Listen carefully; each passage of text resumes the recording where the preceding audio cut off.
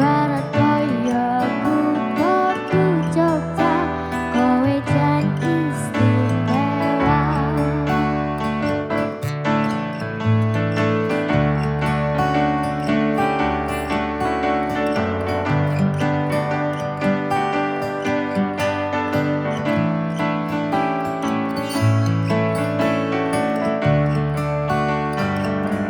Kowe siji-sijine,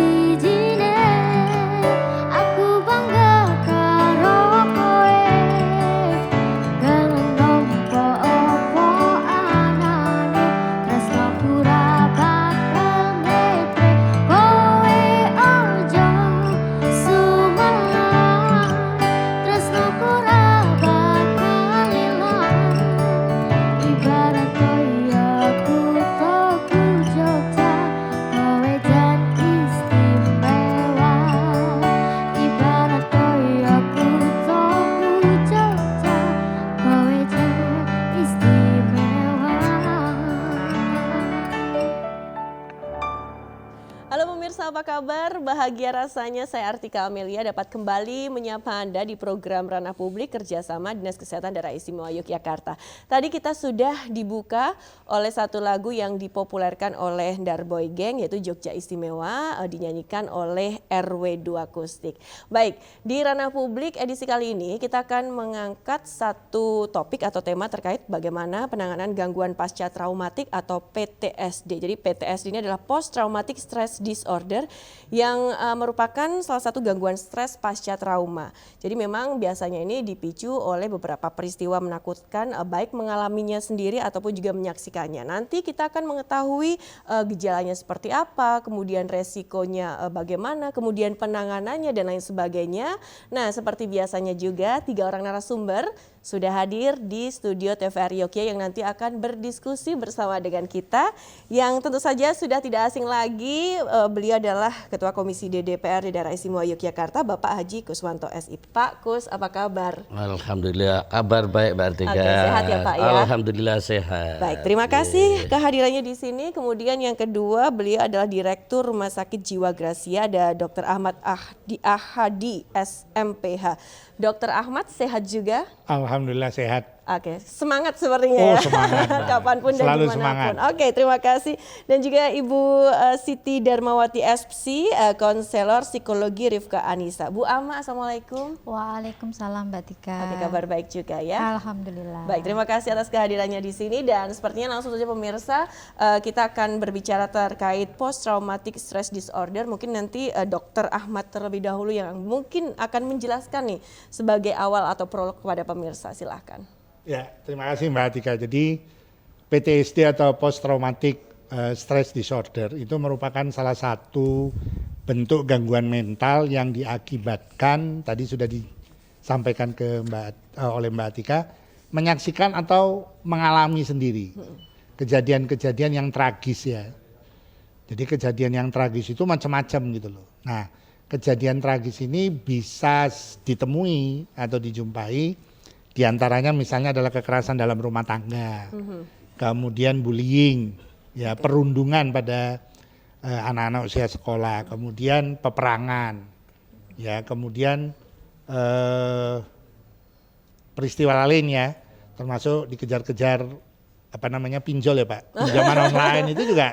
Kemudian bisa jadi itu kejadian yang traumatis sehingga dia mengalami gangguan perilaku ya, gangguan mental sampai kepada gangguan perilaku. Baik, kalau untuk gejalanya sendiri itu seperti apa sih Dok? Gejalanya itu spektrumnya sangat luas ya Mbak Atika ya. Artinya spektrum yang luas itu mulai dari gejala yang paling ringan sampai yang kemudian paling berat.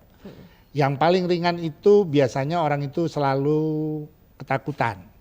Terutama ketika kemudian ada peristiwa-peristiwa, ada momen-momen yang menyerupai atau tempat, waktu ketika kemudian peristiwa tragis itu terjadi. Oke, kayak semacam kita jadi kayak flashback seperti itu Dok? Ya, jadi ketakutannya itu bisa jadi ya, terus kemudian mulai misalnya seseorang itu tadinya gembira gitu menjadi terus kemudian dia tiba-tiba murung karena bisa jadi kemudian misalnya loh ya, tiba-tiba dia merasa berada di suasana atau ruangan yang gelap gitu. Peristiwa itu dulu terjadi pada dalam ruangan yang gelap. Nah itu kemudian dia menjadi speechless gitu ya, nggak bisa berkata-kata, itu yang paling ringan ketakutan.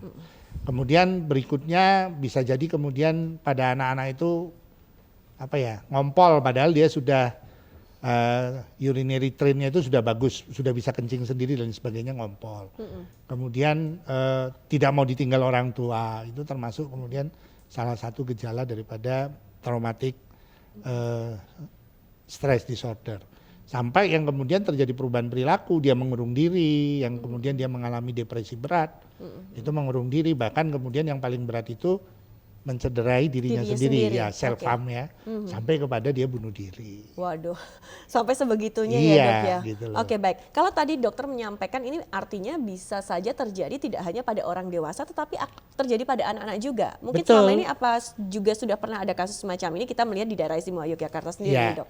justru di daerah istimewa Yogyakarta, karena pemerintah daerah istimewa Yogyakarta, nanti Pak Kus menambahkan, Pak Kus sangat concern dengan kemudian keutuhan dan kekuatan atau ketahanan keluarga, sehingga sangat melindungi kemudian anak-anak. Baik. Ya, jadi di daerah istimewa Yogyakarta juga kemudian ada kemudian yang peristiwa tragis itu yang dialami oleh anak-anak, baik itu terjadinya di dalam keluarga atau di luar keluarga gitu loh. Di dalam keluarga misalnya seseorang yang kemudian luput atau kemudian minim sekali perhatian dari orang tuanya, itu juga sebetulnya adalah bentuk kekerasan di dalam keluarga. Ibunya sibuk bekerja atau sibuk dagang ya Pak Gus. Terus kemudian bapaknya juga begitu, sehingga kemudian anak-anak itu. Nah itu bisa jadi kemudian bisa terjadi gitu, menjadi memiliki gejala-gejala post traumatic stress disorder. Kasus di daerah istimewa Yogyakarta paling banyak itu korban perundungan sebetulnya Bu, Mbak Tika, ya. Jadi korban perundungan dia tidak berani cerita dengan orang tuanya, tahu-tahu dia nggak mau sekolah, lama nggak mau sekolah, kemudian lebih berat lagi dia mengunci diri atau mengurung diri di dalam kamar. Ini yang kemudian kita harus cari betul-betul apa sebabnya dan lain sebagainya. Oke, baik. Terima kasih Dr. Ahmad. Saya ke Bu Ahmad terlebih dahulu sebelum nanti ke Pak Kus. Bu, kalau selama ini mungkin dari ada aduan ataupun juga kasus yang ada, mungkin dari Rifka Anissa sendiri ada hal-hal yang mungkin juga yang ingin disampaikan, misalnya apa nih? Ya, jadi kalau Rifka kan memang kita mendampingi kasus kekerasan ya. Betul. Jadi ketika kekerasan itu hampir bisa dipastikan bahwa itu adalah peristiwa traumatik, dan kemudian ketika menimbulkan trauma bagi yang bersangkutan, itu sebenarnya trauma sendiri kan sebenarnya reaksi yang wajar ya Pak ya, ketika seseorang itu habis mengalami peristiwa yang traumatik. Nah, jadi di Rifka Anissa sendiri kita mendampingi baik secara psikologi maupun secara hukum. Nah, untuk kasusnya sendiri jumlahnya yang tahun 2002 kemarin itu memang kalau yang jadi ada beberapa yang secara klinis memang terdeteksi gitu ya. Jadi kemudian karena kalau kita kan masih di tataran psikologi ya, dengan psikolog dan sebagainya, dan ada beberapa yang kemudian membutuhkan rujukan karena mereka sudah membutuhkan treatment dari psikiater. Oke, nah kemudian kalau kita berbicara mengenai kekerasan, sebenarnya kekerasan itu sendiri, kalau dari Ibu sendiri melihat itu disebabkan oleh apa sih? Kalau seseorang ini akhirnya mereka ini melakukan bentuk-bentuk kekerasan, sebenarnya tidak hanya kepada orang lain, bahkan seperti tadi dokter sampaikan bisa melakukan pada dirinya sendiri juga. Ya, jadi kalau kekerasan yang dilakukan oleh orang lain itu banyak faktor penyebabnya ya. Nah kalau misalnya soal relasi ya, dan biasanya relasi yang tidak imbang biasanya kan melakukan kekerasan kan yang dia punya posisi tawar lebih tinggi. Dan kalau misalnya kekerasan yang dilakukan ke diri sendiri seperti self harm yang tadi diceritakan, saya mengamati dan dari beberapa artikel gitu ya, jadi anak-anak ataupun orang-orang dengan berbagai usia ya, ketika mempunyai masalah kemudian melakukan self harm, itu hampir bisa dipastikan dia tidak memiliki support system. Jadi ketika dia punya masalah, tidak ada tempat untuk bercerita, curhat, ditambah lagi ada perundungan tadi, dan orang-orang yang dia dianggap aneh karena dengan apa tadi mungkin ada sesuatu yang dari kebiasaannya yang dianggap tidak wajar, kemudian dirundung dan sebagainya, sehingga membuat dia tidak ada tempat untuk di mana dia akan mencari pertolongan. Sebenarnya ketika seorang melakukan seham itu sebenarnya kan itu bahasa bahwa aku tuh sebenarnya butuh pertolongan.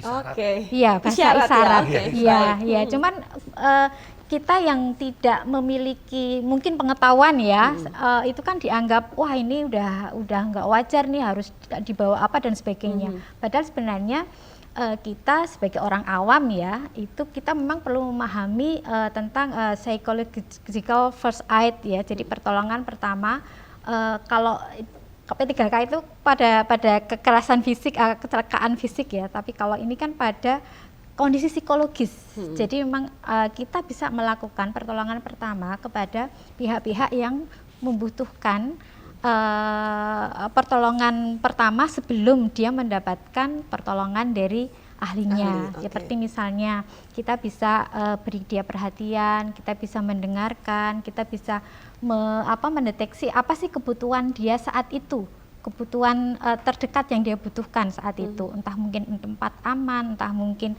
dia ada luka-luka fisik, dan kebutuhan lain yang kita bisa lakukan sebelum dia mendapatkan pertolongan lebih lanjut. Oke, baik, terima kasih Bu Ama. Nah, ini kalau kita ngomongin lagi tentang kekerasan, kan kekerasan sebenarnya tidak hanya di kekerasan fisik saja, tapi juga verbal juga ada ya Bu. Ya, nanti kita akan bahas juga terkait itu. Saya ke Pak Kus. Pak Kus, setelah tadi kita mendengar penjelasan dari dokter ataupun juga Bu Ama, ternyata kalau bisa kita lihat mental health atau kesehatan mental pada diri seseorang itu memang sangat penting agar tidak terjadi hal-hal seperti tadi yang disampaikan oleh beliau-beliau ini, Pak. Silakan tanggapan dari Bapak. Iya, makasih Mbak Tika.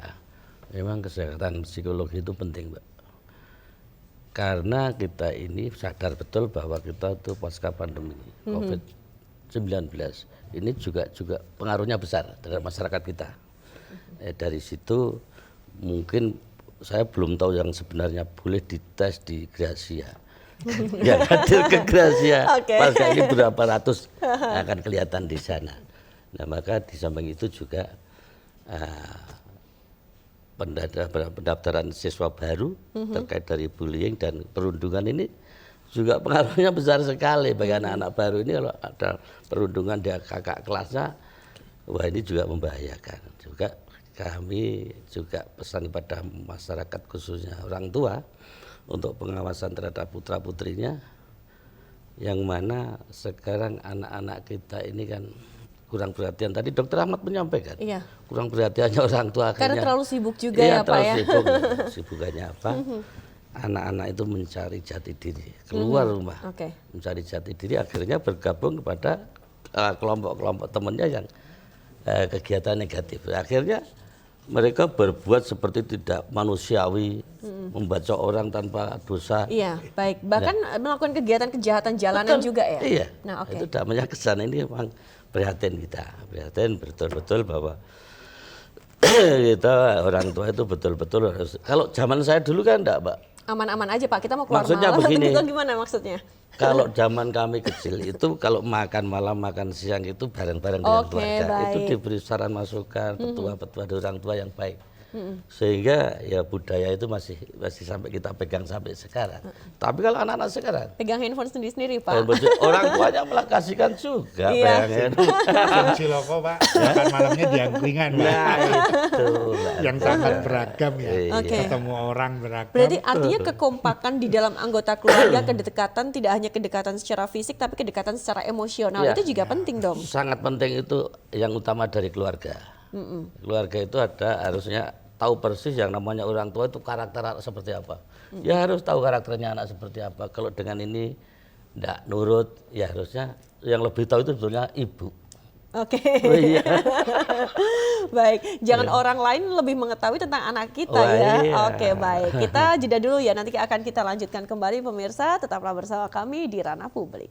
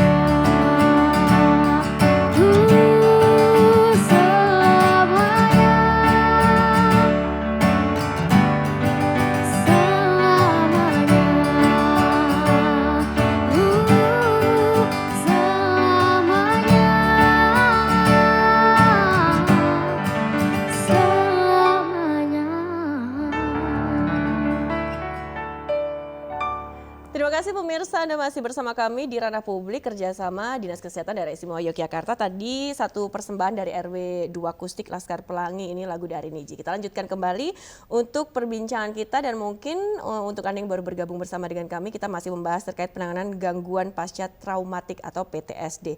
Saya langsung lagi ke Dr. Ahmad.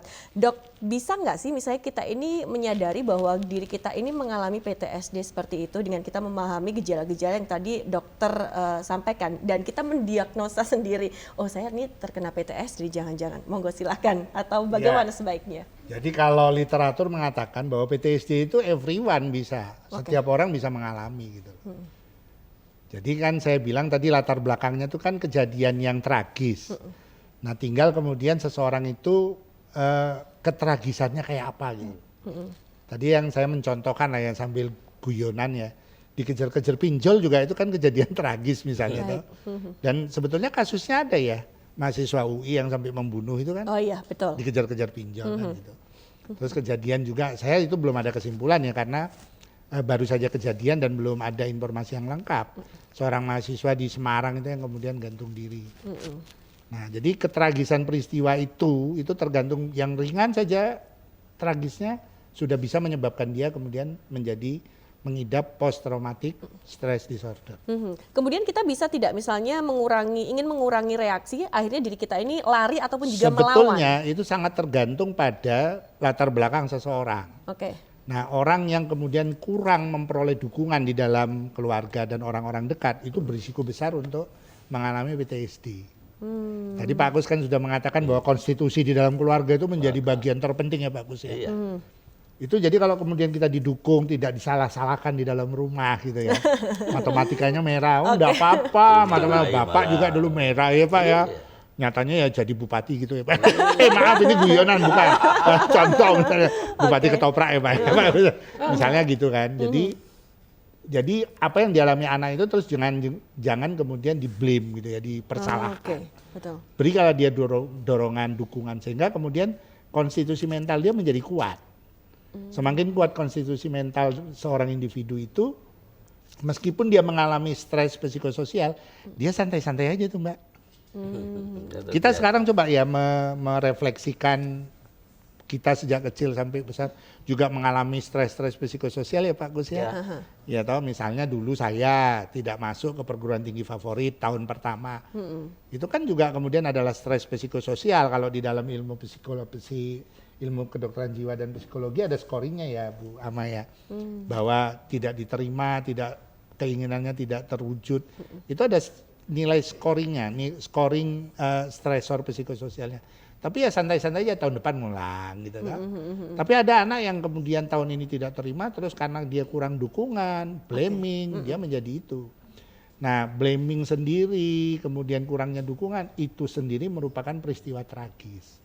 Keluarga nggak menyadari gitu loh. Khususnya untuk anak-anak ya. Tapi kan kami secara umum Rumah Sakit Jiwa Gracia menyediakan fasilitas trauma healing itu semua macam-macam. Baik itu kemudian trauma, peristiwa tragisnya itu adalah kekerasan dalam rumah tangga, bullying dan lain sebagainya gitu. Bisa kemudian itu. Nah, bisa nggak kita mengenali simptomnya? Bisa. Misalnya tadi saya bilang ya bahwa kemudian PTSD itu munculnya kira-kira 2-4 minggu setelah kejadian. Baik, 2-4 minggu ya, itu jadi biasanya. misalnya saat ini gitu ya Mbak Atika misalnya mengalami peristiwa tragis, nggak apa-apa kok, tapi begitu 2 minggu kemudian ketika kemudian ada momen, tempat, waktu yang menyerupai, akan teringat seperti itu. Baru muncul, jadinya nggak bisa tidur. Yang paling ringan tadi kan saya bilang gitu ya Mbak, ketakutan, terus kemudian gangguan tidur, gangguan cemas, sampai kemudian pada akhirnya perubahan perilaku. Mbak Atika tidak sumringah lagi kalau jadi host gitu ya. Itu susah. Atau masyarakat dia bakal kehilangan Mbak Atika gitu ya. Tapi itu bisa diantisipasi juga Dok kalau misalnya kita tahu caranya. Ya dan bisa, ada orang-orang sebetulnya. yang mendukung di Tadi sekitar Mbak Uma mengatakan ya mencari dukungan. Cuman biasanya seseorang yang mengalami kejadian tragis itu justru menutupi diri. Mengingkari itu apa namanya Bu ya? Jadi mengingkari enggak apa-apa meskipun gitu enggak apa-apa gitu. Denial, menolak. Menolak betul. Nah, itu yang susahnya itu. Jadi sebetulnya kalau kalau bisa nggak kita menangani supaya PTSD itu tidak kita alami ya, bisa sebetulnya mencari dukungan. Ceritalah dengan orang-orang yang kita percayai gitu. Kalau kemudian itu akibat daripada peristiwa tragis itu hanya mengakibatkan trauma psikis ya. Cuman kalau di Gracia kan pendekatannya komprehensif. Jadi korban trauma itu bisa jadi kemudian mengakibatkan trauma fisik dan trauma mental. Jadi yang trauma fisiknya juga kita harus atasi. Mbak Tika pernah dengar ya seseorang istri disiram air keras misalnya gitu kan. Begitu di Gracia yang luka bakar akibat air keras zat kimia itu kita tangani. Sembari terus kemudian kita melakukan assessment seberapa besarkah trauma itu mengakibatkan cedera pada mentalnya. Dan ini secara komprehensif kalau di Rumah Sakit Jiwa Gracia ditangani oleh psikiater dan psikolog, bahkan ada yang disebut dengan pekerja sosial ya Bu ya. Dan kemudian konselor. Nah, jadi memang di Rumah Sakit Jiwa Gracia memang karena kami sebagai sebuah rumah sakit maka terapinya adalah komprehensif. Gitu. Oke, baik, terima kasih Dokter Ahmad. Saya ke Ibu Ama. Bu, tadi banyak sekali sudah dijelaskan oleh dokter ini terkait misalnya ada tindak kekerasan, kemudian akhirnya trauma. Bisa nggak sih nanti misal ke depan ada tanda-tanda seseorang itu akhirnya melakukan tindakan balas dendam? Balas dendam kepada orang yang telah menyakitinya ataupun bahkan mungkin pada orang lain. Dulu saya pernah kok seperti ini, saya nggak mau saya doang yang kayak gini. Jadi orang lain biar merasakan hal yang sama yang saya lakukan, misal seperti itu. Memungkinkan, sangat memungkinkan ketika itu tidak tertangani dengan bagus. Contoh yang bisa banyak kita lihat, ini soal kasus kekerasan seksual, sodomi, gitu ya. Beberapa pelaku sodomi itu ketika dirunut sedarahnya, ternyata dulunya dia adalah korban. Gitu. Dan ketika dia juga kemudian menjadi pelaku dan banyak korbannya, itu kalau tidak tertangani dia akan potensi menciptakan pelaku-pelaku yang lain dari korban-korban ini, gitu. Jadi kuncinya di sini memang tadi ketika ada kasus-kasus seperti itu perlu ada penanganan yang serius terkait dengan traumanya tadi, sehingga tidak meminimalisir dampak untuk dia bisa menjadi pelaku di kemudian. Dan beberapa kasus misalnya KDRT. Banyak anak-anak misalnya pelaku itu yang ketika dirunut dia modeling dari bapaknya misalnya. Dan saya juga melihat ini beberapa kasus yang ini anak-anaknya ini sudah mulai ketika marah dia juga sangat agresif dengan ibunya. Setelah ditanya karena dia melihat bagaimana bapaknya itu melakukan itu terhadap ibunya. Gitu. Jadi ini yang perlu kita hati-hati ya, ketika ada indikasi salah segera kita atasi sehingga kemudian tidak berkepanjangan. Oke, baik. Kalau misalnya kejadian yang tidak bisa kita antisipasi sendiri, kita langsung bisa ketemu ke psikolog seperti itu atau bagaimana yang seharusnya dilakukan? Iya, jadi kalau misalnya tadi disinggung soal bagaimana sih kita mendeteksi gitu ya. Tadi sudah disinggung oleh dokter. Jadi kita bisa ada beberapa 5 hal pola yang ada dari kita yang bisa kita lihat. Pertama tadi pola tidur sudah disinggung, kemudian pola makan ketika ada perubahan, kemudian pola emosi juga, emosi apa yang sering muncul di dalam diri gampang kita, marah itu gampang juga. marah yang itu tidak biasa. Pola Perilaku perilaku yang mulai menarik diri ya, dari yang tadinya disukai menjadi kita nggak suka. Terus kemudian kalau semakin parah akan semakin menutup diri dan semakin ini misalnya keengganan merawat diri. Jadi udah apa ya, yang tadinya suka dandan dia udah males, kucel dan sebagainya.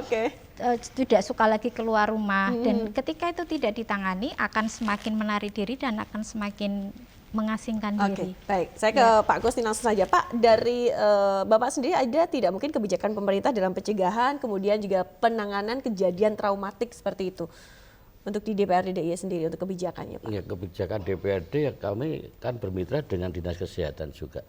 Kita mendorong, Dinas Kesehatan punya UPT seperti Gracia juga. Betul. Nah ini kan mendorongnya untuk sosialisasi ke masyarakat berkaitan dengan psikis masyarakat kita. Ini penting dan kami juga berpesan kepada keluarga, dalam rumah tangga itu kalau cekcok ya jangan di depan anaknya lah kalau itu. Sehingga mereka tidak meniru dan apa yang dilakukan orang tua itu anak mesti mengikuti. Ya, itu kan juga gejala dari awal dari yang disamakan psikis tadi. Oke, untuk anggaran begitu juga disiapkan juga Pak. Ada anggaran-anggaran khusus juga. Kami itu kan punya 3 fungsi ya Mbak ya. Fungsi pengawasan, legislasi pembuatan perda dan anggaran. Nah, kita menyadari sebagai wakil rakyat, kalau masyarakat kita, rakyat kita pada psikisnya terganggu ya otomatis anggaran kita dorong yang dibutuhkan dari Dinas Kesehatan khususnya Gracia tersebut. Kan seperti itu Mbak Tika. Itu tanggung jawab kami sebagai wakil rakyat. Oke, ini artinya juga untuk kayak semacam sosialisasi kepada masyarakat terkait kalau tadi kita sampaikan juga tentang kesehatan mental itu juga sangat penting. Tidak hanya di lingkup anggota keluarga, kemudian misalnya di sekolah perguruan tinggi seperti itu juga perlu juga Pak dilakukan Pak. Mbak, perlu sekali baik di masyarakat, di pendidikan, dunia pendidikan itu sangat penting sosialisasi seperti itu. Oke, baik, kita masih ada 2 segmen ya. Nanti kita akan lanjutkan kembali pemirsa, jangan kemana-mana, tetaplah bersama kami di Ranah Publik.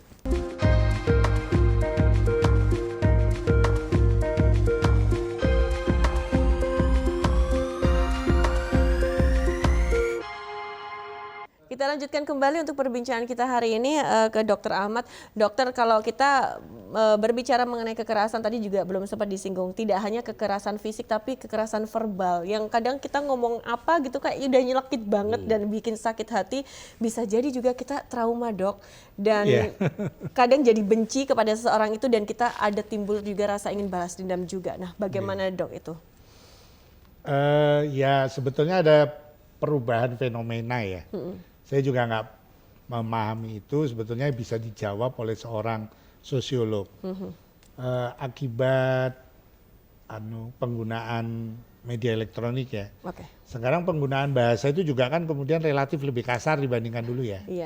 Saya contoh lah kalau kemudian kita lihat di YouTube, TikTok itu kan menggunakan idiom-idiom yang sebetulnya itu adalah menyakiti perasaan.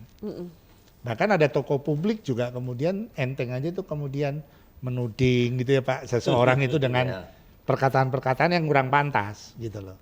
Nah sebetulnya memang ini masuk juga kepada sebuah kekerasan yaitu kekerasan verbal. Nah tapi sepanjang kemudian kekerasan verbal itu tidak mengakibatkan gitu ya, tidak mengakibatkan gejala-gejala PTSD itu sebetulnya kemudian orang menganggap itu biasa. Dan inilah kemudian fenomena itu menjadi sesuatu yang biasa di dalam masyarakat. Bagaimana memperbaikinya sebetulnya kita ya harus menggunakan role model ya Mbak. Jadi misalnya Pak Kuswanto menggunakan tutur kata yang toto gitu ya Pak ya. Ya kita sebagai orang yang di dewan gitu, wakil rakyat ya misalnya gitu. Kami juga begitu dengan pasien, dengan karyawan, dengan anak-anak, ya janganlah menggunakan kata-kata yang kasar, idiom-idiom yang konotasinya itu sebetulnya tidak menghargai orang lain gitu. Itu nggak boleh sebetulnya. Nah itu bisa mengakibatkan juga kemudian adalah trauma mental gitu. Nggak kelihatan ya, nggak luka, tapi rasanya sakit banget tuh. Nah, jadi kalau sudah seperti itu, ketika dia mengingat-ingat terus gitu ya, dan dia kemudian pada akhirnya terjadi perubahan perilaku yang tadinya tidurnya enak, nyaman, sekarang menjadi tidak. Itu yang kita sebut dengan PTSD tadi. Oke, nah Dok, kalau kita mencoba untuk flashback beberapa tahun yang lalu bahwa ada peristiwa traumatik juga bencana alam waktu itu gempa ya. Nah itu juga mampu membuat korban itu bisa mengalami trauma tersendiri juga ya Dok ya? Pasti, karena kejadian gempa, satu kejadian gempanya itu sendiri loh, itu merupakan sesuatu kejadian tragis. Kalau kemudian akibat gempa itu dia melihat sendiri bagaimana anggota keluarganya sendiri misalnya tertimpa bangunan, beberapa jam tidak memperoleh pertolongan, itu kan juga peristiwa tragis. Sehingga peristiwa itu bisa mengakibatkan trauma mental buat dia gitu. Nah, maka kemudian baik di saat gempa, di bencana Merapi kan ada kemudian bantuan dari LSM gitu untuk memberikan trauma healing dan sebagainya. Sebetulnya ada baiknya memang trauma healing itu diberikan saat dini. Sebelum munculnya PTSD. Tadi kan saya sudah menyampaikan. PTSD itu akan muncul 2 minggu sampai 4 minggu setelah peristiwa. Jadi kalau habis gempa gitu, habis kejadian tragis itu bisa jadi belum kelihatan loh Mbak. Cuman bagaimana kemudian membangun konstitusi mental dia bahwa dia memperoleh dukungan dari orang-orang dekatnya, itu justru mencegah munculnya PTSD. Gitu loh. Kita mengalami kebakaran misalnya, kehilangan rumah, kehilangan harta benda lain, ya toh, terus tinggal di pengungsian. Di pengungsian itu kita memperoleh bantuan trauma healing dari orang-orang yang memiliki empati dan ahli, itu justru kemudian menjadi penguat dia gitu. Tadi kan saya bilang salah satu faktor risiko seseorang muda mengalami PTSD itu karena dia kurangnya dukungan dari orang dekat dia gitu. Nah, dengan memberikan trauma healing itu jadi PTSD-nya nggak kejadian. Gempa kemarin kita memang PTSD-nya itu relatif sedikit. Oh, malah sedikit. Relatif sedikit, relatif. Okay. Oh, relatif. Nah, Okay, saya nggak bisa menyebutkan angka, baik. karena yang mengalami PTSD itu tentunya tidak hanya ke Gracia. Tapi kan di daerah istimewa Yogyakarta ini 5 rumah sakit daerah itu sudah punya psikiater dan psikolog klinis. Jadi berapa yang ada di rumah sakit daerah Panembahan, Senopati, Bantul dan lain sebagainya itu kita di provinsi itu nggak punya data untuk kejadian PTSD dari 2006 pasca gempa. Oke, kalau di Gracia sendiri untuk pelayanan untuk pasien-pasien yang mengalami PTSD sendiri seperti apa yang dilakukan pada mereka nih, Dok? Jadi kita akan memulai itu dengan melakukan asesmen terhadap korban. Maksudnya terhadap orang yang memiliki PTSD. Asesmen itu menjadi bagian penting karena untuk melihat satu adalah peristiwa tragis itu seberapa besar dia mengakibatkan cedera mental gitu ya. Nah, setelah itu kita akan melihat kemudian severitas simptomnya atau gejalanya. Gejala, oke. Tadi saya bilang bahwa gejala itu spektrumnya luas, mulai dari yang ringan sampai yang berat itu ada gitu. Maka itu nanti penanganannya beda-beda, Mbak. Mungkin kalau kemudian dengan gangguan tidur saja gitu ya, nanti terapinya cukup dengan terapi ventilasi gitu ya Bu ya. Dari aspek psikologis itu terapinya terapi ventilasi, artinya dia diajak cerita untuk mengeluarkan unek-uneknya, kebutuhan dukungan psikologisnya bagaimana, itu nanti kemudian diberikan oleh terapis, oleh klinis ya. Kita bilangnya profesional pemberi asuhan. Kalau yang berat ya memerlukan obat-obat yang bekerja di sistem saraf pusat ya kita berikan. Misalnya antidepresan, kita berikan. Baik. Terima kasih ke Bu Ama. Ibu, ini kalau misalnya setiap kejadian pada diri seseorang itu kan, misalnya itu adalah satu kejadian yang membuat trauma, kemudian mengerikan untuk diri kita, pasti penanganannya akan berbeda-beda. Nah, kemudian kalau berbicara mengenai trauma healing itu sebaiknya seperti apa, kemudian dilakukan oleh siapa dan apa yang harus dilakukan? Untuk trauma healing sendiri itu kan banyak metode. Banyak metode dan satu metode itu belum tentu pas misalnya untuk seseorang gitu. Jadi nanti terapisnya yang akan menyesuaikan ini cocoknya dengan metode apa, seperti itu. Nah, kalau di Rivka sendiri untuk metode tertentu yang ringan-ringan ya, itu kami bisa melakukan gitu ya.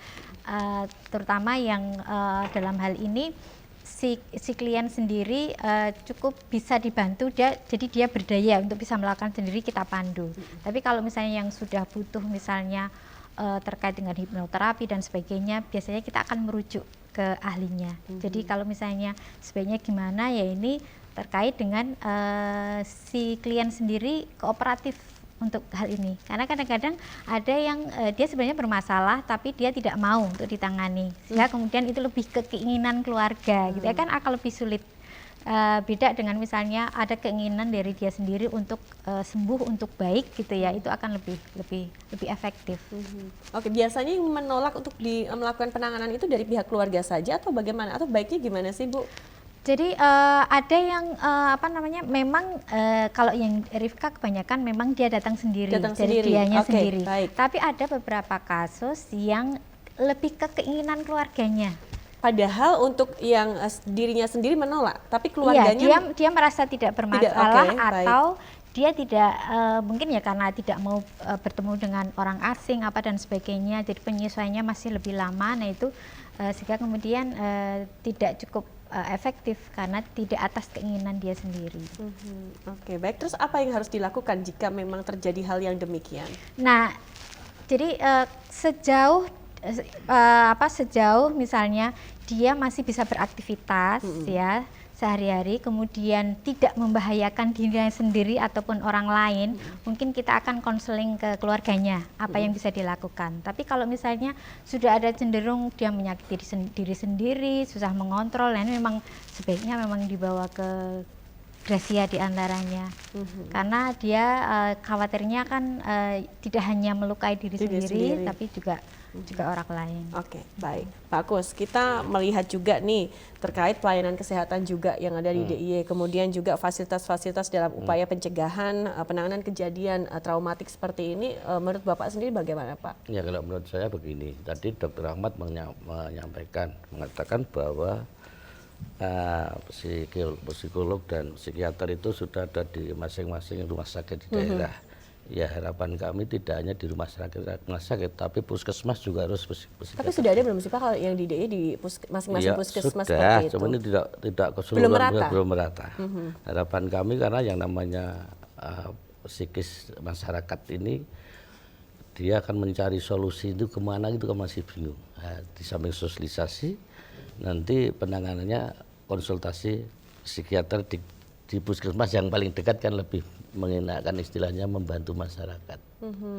Sehingga program-program pemerintah berkaitan penanganan kesehatan masalah jiwaan ini bisa betul-betul bisa kita lakukan dengan baik. Baik, tapi kalau dilihat nih Pak, di DIY sendiri untuk warga masyarakat itu mereka sudah bahagia belum sih Pak? Kalau dikaitkan juga dengan kesehatan mental kan juga kita kan pengennya bahagia, jangan sampai terdapat berbagai masalah sehingga kitanya sendiri stres seperti itu. Ya, masyarakat DIY itu bahagia Mbak. Bahagia ya, oke, baik. Usia harapan hidupnya paling tinggi nasional.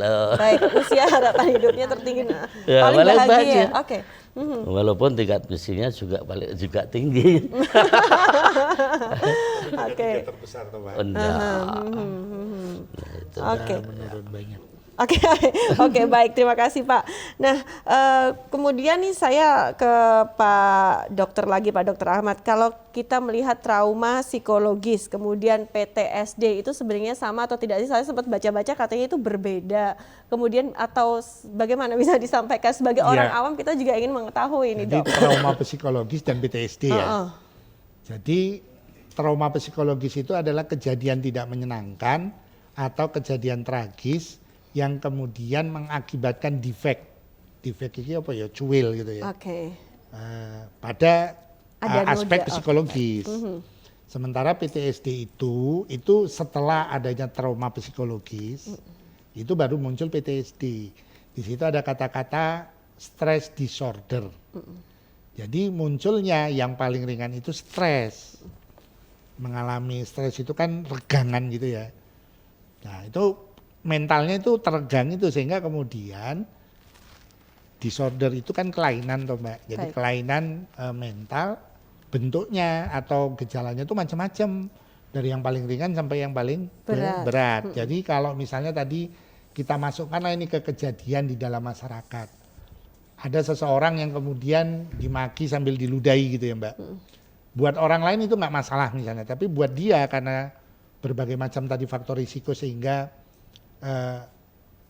konstitusi psikomentalnya itu sedikit lemah, maka dia kemudian akan mengalami trauma mental, trauma psikologis yang kemudian berikutnya memunculkan gejala-gejala akibat trauma psikologis. Jadi beda trauma psikologis dan PTSD. Oke, nah sekarang gini, kalau misalnya orang trauma itu bisa dikatakan juga artinya dia ini tidak bisa menjalani hidup dengan baik, kemudian juga mentalnya kurang kuat seperti itu sehingga membutuhkan dukungan dari orang-orang di sekitarnya juga nih Dok.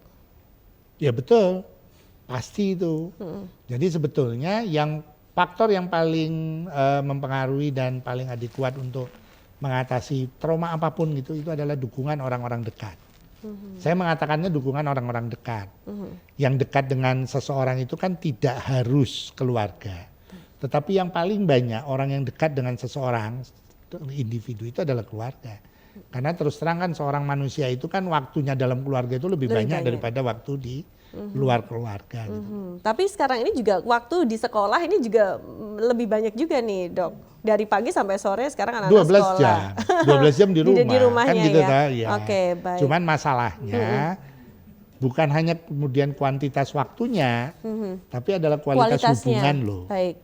Kualitas hubungan itu yang menjadi yang menjadi sangat penting. Tadi kan kita macam-macam ya. Oke. Contohnya di dalam masyarakat. Nah, nanti nih bagaimana untuk menciptakan kualitas hubungan yang baik dalam keluarga nih khususnya untuk orang tua dan juga anak. Kita akan lanjutkan kembali usai pariwara. Tetaplah bersama kami di Ranah Publik.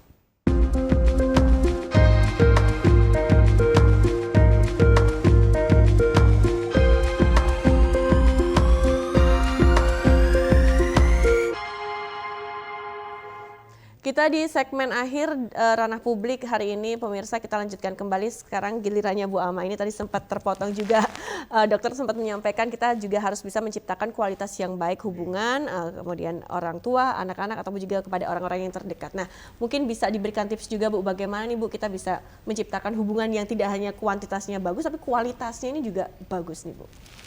Iya, jadi satu hal yang ini sederhana tapi sangat penting dan efektif, itu adalah bercerita dan menjadi pendengar. Pendengar yang baik itu susah Ya, tapi. secara umum kita lebih senang didengarkan daripada mendengarkan. Iya. Karena mendengarkan itu memang capek ya. Tapi dengan kita mau mendengarkan keluhan orang dan sebagainya, di situ dari bercerita itu akan terdeteksi apa sih yang menjadi permasalahan di situ. Dan di sini prinsip yang harus dipegang adalah tidak boleh menyalahkan dan tidak boleh menghakimi. Itu prinsip. Karena ketika kita mau bercerita sudah, alah kamu ini paling sudah ada blaming, udah ada judgement, udah dia biasanya nggak jadi. Tapi terkadang jadi orang itu cerita. membandingkan, alah masalah kamu cuma segitu. Ya betul. Kemudian kalau saya itu bla bla bla segala macam, Nah, itu seharusnya tidak boleh dilakukan. Tidak boleh. Ya, jadi ketika ada yang mendengarkan, udah dengarkan aja apa yang ingin diceritakan, apa yang jadi kebutuhan. Kadang-kadang seseorang itu bercerita itu tidak selalu butuh solusi, tapi cukup didengarkan, Hanya didengarkan saja. Okay. Kalau misalnya memang dia butuh solusi, kita bisa kasih alternatifnya, kita bisa kasih. Kalau tidak, nah ini pentingnya kita perlu nih link-link mana sih, lembaga-lembaga atau pihak-pihak mana yang bisa dihubungi ketika seseorang itu membutuhkan bantuan. Tapi pertama memang kita sebaiknya sama-sama belajar untuk bisa menjadi pendengar, dan masing-masing kita jangan malu atau jangan sungkan untuk bisa bercerita. Karena di situ adalah pintu dari kita menyelesaikan masalah. Oke, nah terkadang nih Bu, ada satu ketakutan tersendiri. Misalnya nih anak memiliki satu masalah, bercerita kepada orang tuanya. Iya. Takut nanti kalau dimarahi, kemudian takut misalnya terjadi hal-hal yang mungkin malah ada kekerasan secara verbal yang keluar dari mulut orang tua sendiri, nah sehingga menyebabkan trauma. Nah itu kemudian harusnya bagaimana? Orang tuanya yang harus lebih banyak belajar tentang parenting. Nah, oke, kondisi saat ini bagaimana? Apakah banyak orang tua yang mereka ini sudah belajar misal parenting, mengikuti seminar, workshop dan lain sebagainya? Iya, persoalannya kan memang nggak ada sekolah untuk menjadi orang tua ya. Tapi kan seharusnya ketika kita menjadi orang tua, kita konsekuensinya tanggung jawab kita sebagai orang tua diantaranya adalah memahami bagaimana berkomunikasi dengan anak, dengan anggota keluarga yang lain dengan lebih bertanggung jawab, efektif, tidak menimbulkan diskusi atau pembicaraan yang justru menimbulkan masalah baru. Jadi memang di sini sama-sama kita harus belajar, dan sebagai orang tua sebaiknya memang kita perlu belajar tentang parenting. Oke. Boleh Silahkan ya, dokter. Ya sebelum nanti ke Jadi Pak tadi ya. Mbak Uma sudah menceritakan sebetulnya yang sederhana ya. Dari yang beliau sampaikan itu sederhananya itu adalah empati dan simpati. Jadi setiap orang kita harus kemudian mempertebal sense of empatik dengan sense of simpati. Bedanya apa sih empati dan simpati itu kan ya. Kalau empati itu kan lebih jeru tuh Bu. Kalau simpati Allah kamu, ya saya mendukungmu itu simpati. Okay. Tapi kalau empati ya yang kamu butuhkan apa gitu kan. Nah itu sampai empati gitu. Jadi kalau kita sudah empati maka kemudian aktualisasinya mulai dari mendengarkan, memberikan dukungan, mendampingi, kemudian menjadi pendengar yang baik gitu loh Mbak. Nah kalau kemudian bagaimana sikap orang tua, ya itu tadi belajar aja untuk empati dan simpati. Ilmu parenting itu kan baru 10 tahun ini yang kita kenal ilmu parenting. Dan kita ini dibesarkan tidak dengan kemudian sebuah metode parenting loh dari orang tua kita. Benar ya Pak Kus ya? Nah, cuman kemudian nilai-nilai budaya kita itu kan syarat dengan aspek filosofis ya. Contoh misalnya tidak boleh duduk di depan pintu. Orang tua kan melarang kita, tetapi orang tua itu bisa menceritakan aspek psikologisnya, filosofisnya apa segala macam, justru nilai-nilai itu. Saya kira itu yang kita sebetulnya nyaris hilang gitu loh.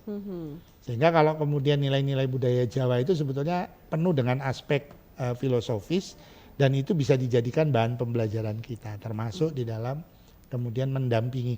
Saya nggak mengatakan mendidik anak loh, mendampingi anak. Iya, ya. Jadi nanti kalau kita berbicara tentang mendidik itu nanti kemudian wah teorinya macam-macam, literaturnya juga banyak. Nyatanya dulu saya nggak pernah tuh diajarin baca oleh orang tua saya. Kan, gitu. Oke, baik, ini ke Pak Kus nih, Pak Kus. Gitu Pak, kita dulu gitu. Baik, Pak Kus mungkin bisa menanggapi juga nih terkait tadi yang disampaikan oleh dokter, kemudian juga terkait juga nilai-nilai budaya Jawa juga nih. Bagaimana cara mendidik, bukan mendampingi anak sampai dengan sekarang ini. Ya, sehingga memang lebih dekat, lebih bersahabat. Ya, Mbak, ya. Itu yang namanya budaya Jawa itu memang harus kita dalami betul karena kita itu sebetulnya iri dengan warga bangsa lain yang justru malah kepingin sekali mendalami budaya kita yang adiluhung ini. Nah, sekarang ini dengan majunya teknologi, Mbak, dengan majunya teknologi ini kan masyarakat kita, anak-anak kita itu kan sudah budayanya sudah makin luntur banyak. Iya. Unggah-ungguhnya sudah hilang. Nah ini perlu dididik dari didampingi dari lingkup keluarga dulu ya. Paling tidak orang tuanya itu memberi setiap harinya itu contoh bahasa Jawa yang baik supaya budaya kita juga tidak hilang, tradisi kita yang betul-betul tradisi timuran itu juga boleh kembali. Nah, sekarang anak-anak kita itu kalau disuruh beli gula teh aja bentar toh Bu, ini belum selesai kok. Unggah-ungguh itu juga sangat penting sangat ya. Itu kan juga budaya. Budaya berlalu lintas kalah jauh dengan Jakarta, Mbak. Tak buktikan itu, coba kalau di Jakarta itu keluar gang itu begitu kelihatan moncongnya sudah ini berhenti. Di Jogja enggak ada itu toleransi seperti itu, enggak ada. Itu kan juga budaya berlalu lintas, enggak ada seperti itu. Nah makanya kita prihatin sebagai Yogyakarta kota budaya tapi isinya jauh dari budaya tersebut. Ini sangat memprihatinkan kita sebagai wakil rakyat.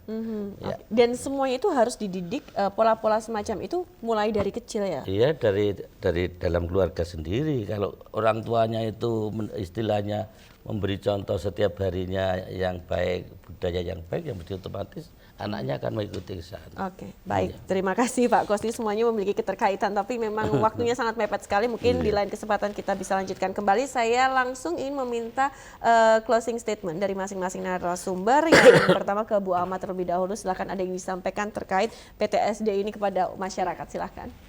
Iya, jadi memang tadi sudah banyak disinggung support system. Bagaimana kita saling mendukung.